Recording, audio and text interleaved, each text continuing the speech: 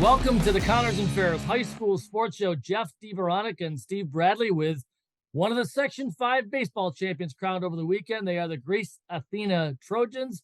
On our specialties Skype hotline is second-year Athena coach Tim Sova, senior catcher Riley Catena, and junior right-hander who went almost the whole way. We'll tell you a little bit more about that, Connor Osier, who's also on our program at the start of the basketball season. So, guys, congratulations. Coach, I'm going to start with this one. Some breathing room, an 11-4 victory over Churchill Chili. I'm sure that made it a little less tense. It wasn't a close game, but how proud are you, Coach Sova, of these guys?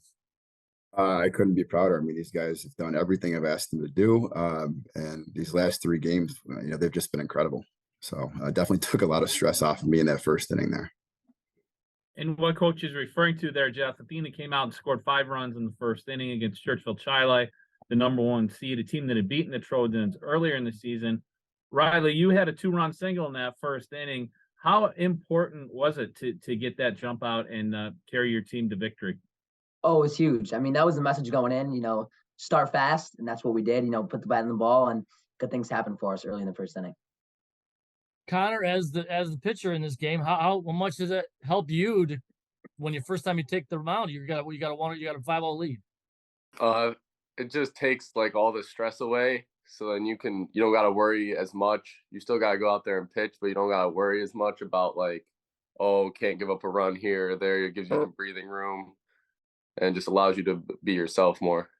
Did you pitch against them in the 7-1 loss, Connor, or was that your first time seeing them? Yeah, I pitched against. What was working for you yesterday? It was just a little warmer, and I just think we had a better game plan going in. Now, Riley, Coach, I'll ask you what was working for him. Everything working? Yeah, I mean, I think we knew a lot about their hitters coming into the game. I mean, we saw them last time we played them, so we had a good idea of kind of what their tendencies were. And I think, he was locating his pitch as well. The fastball was on. Slider is always his best pitch, and it was yesterday as well. Coach, this team, it's your second year, but this team had actually been to the last 3 finals and had come up short. And then they actually brought the medals to the runner-up medals to games as motivation. How motivated was this club, and how focused was this club? Because you had a 5-1 win over Canandaigua in your first sectional game. And then your last 2, you got the double digits with the run, so it was a little bit more comfortable. Yeah, I mean, they were extremely motivated, and we talked about, not really thinking about the past too much, but it was there. I mean, everybody knew it was there. You mentioned the previous 3, and I was only there for I was only the head coach for the last one, but I was in the dugout for the previous 2 before that. And so it starts to weigh on you a little bit. We'd kind of joked about not becoming the Buffalo Bills of the high school baseball world. So we got it done this year, and we're really happy about that. But it definitely was in the back of our minds a little bit. And you guys, the batter, you guys, the pitcher, the catcher were great. But also Derek Allen, the sophomore, 3 for 4. And I think you said he came in and finished off the game on the mound. Riley, you had a couple of hits. Sammy Saki, a hit on base 3 times, a couple walks. Sammy Butera, a couple hits, and Nate Hall with an RBI triple. So obviously more than just these 2 guys on the screen. Connor, let me ask you, I know that you were on the basketball team that made it to the final and didn't go the way you wanted that night at Blue Cross Arena. How do you feel redemption? How do you feel about getting a brick this year as the school year comes to a close? It kind of takes something off me because like I've been to 3, 2 in baseball, 1 in basketball, haven't won 1 in those. So I've come into this, you're like kind of have to win 1 now, can't lose 4. Again, the Buffalo Bills. Yeah.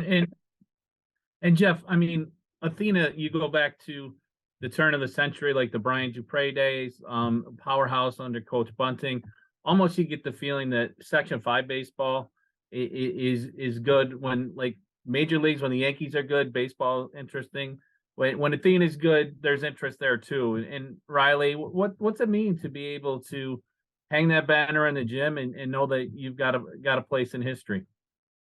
Oh, it means everything. I mean, like you said, Athena's been a historic program for a very long time, and just for our names to be up there, it means everything to us. And I think, losing the last 2, like you've been saying, this one just meant that much more. Well, it's Coach Bunting. I know he's obviously still part of the administration and probably around the program quite a bit as Section 5 baseball coordinator. 24 years as a coach there, and certainly helped shape the program. Tim, how did you end up becoming part of the staff? When did you start becoming an assistant with Coach Bunting? I was actually, I mean, mentioned the 2007 one with Dupre. I was actually helping out that year just because my little brother was on the team, and Bunting asked if I wanted to help. And so I helped out that year. And then I was kind of away from the program for a while. I started coaching, teaching and coaching in the city. I still teach in the city. I coached at Douglas for a while, but I started to kind of get the feeling that I wanted to be a little closer to home. And so I was actually looking to just get like a mod job at Arcadia because that's where my son was at the time. And I was saying that'd be cool just to coach him for a year. But I was in contact with Bunting through it was UBL, and it's a league that he's involved in. And he just was asking me if I might be interested in coaching at Athena, and a spot opened up. So he brought me in as the JV coach, and just kind of hinting at retirement. I wasn't, getting my hopes up or anything like that. He had also kind of hinted at me possibly taking a spot. Same thing. I didn't want to get my hopes up, but he was very supportive in getting me the job when it was time. I was a little nervous about it, replacing him because he's kind of a legend around Athena. So, but he was very supportive and continues to be. So he's definitely a big part of us still. Jason Bunting, Steve Bradley, little trivia. Jason Bunting and he's the only Section 5 former baseball coach that I ever was a softball teammate of. I played one season out in Greece, and I was a teammate of Jason Bunting. Go ahead, Steve. Sorry. No, Connor, I just wanted to get your take on Coach Sova coming into the dugout and as a leader of this team. What kind of leadership style does he have? It's definitely different from Bunting, but that's not necessarily bad. They're two different coaches. He's more like, I don't know how to say it, but like he like comes in, talks to you, like if something's wrong, he sits you down, has like, and there's more like, I don't know, like mental aspect to it. Like he tries to bring more, like he sends us videos and stuff of the mental aspect of the game and talks about that a lot, like visualizations and stuff like that. Let's take a quick break, come back, talk more about the big win at Innovative Field, and talk more with the Greece Athena Trojans right here on the Connors and Ferris High School Sports Show.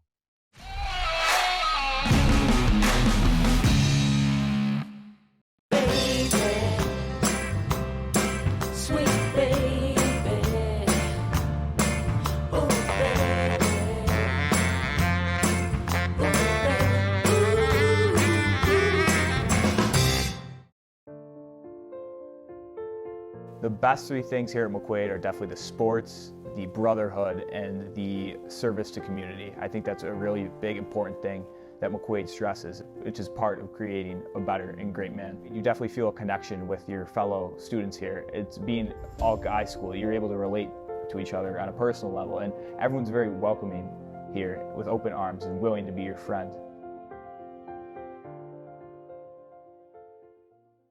While we celebrate 140 years of serving our community, the kind of delicious joy that lasts a lifetime, we look forward to serving you for 140 more. With hardworking, wholehearted, passionate people who will help shape new memories for generations to come.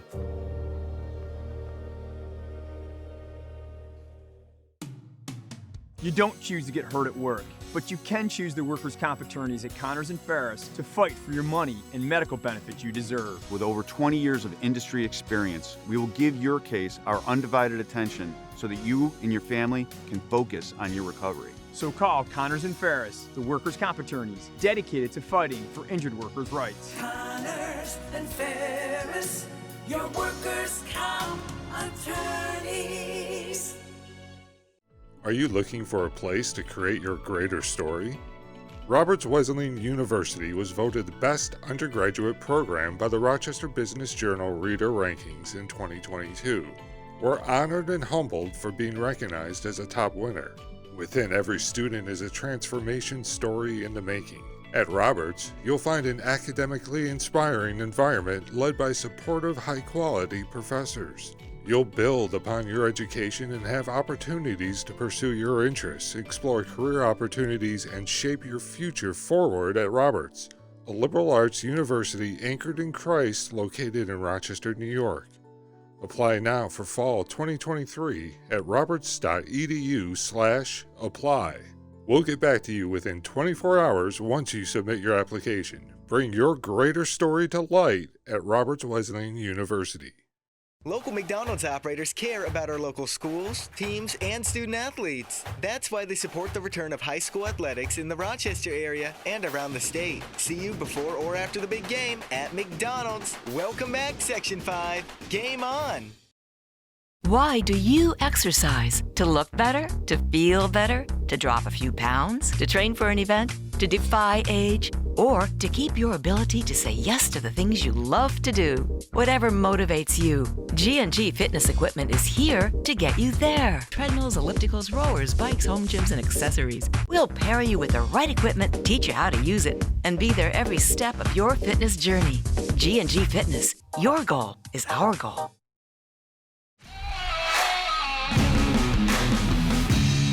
Welcome back to the Connors and Ferris High School Sports Show. Jeff DiVeronica and Steve Bradley talking some Athena baseball, the Class A1 champs.